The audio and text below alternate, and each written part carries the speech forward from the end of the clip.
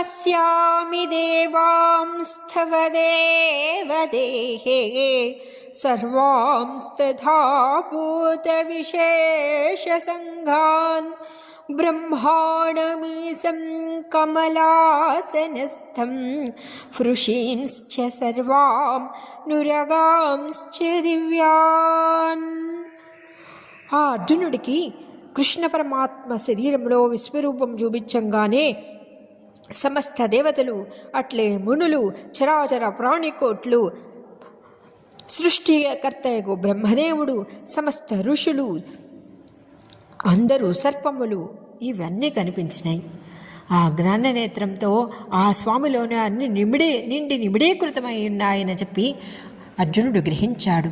కాళీయుడు మడుగులో కాళీయుడు ఆ నీటినన్నిటినీ పాడు చేస్తూ ఉంటే ఆ చిన్ని కృష్ణుడు అలా నీళ్లల్లో దూకి కాళీయుడి పైకి ఎక్కి నాట్యమాడాడు.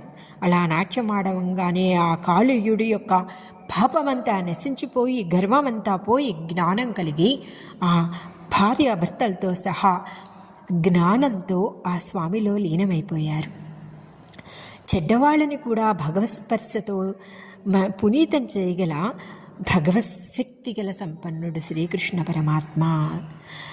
అట్లాగే అర్జునుడికి కూడా అట్లాంటి జ్ఞానాన్ని ఇచ్చారు ఆ విశ్వరూపంతో.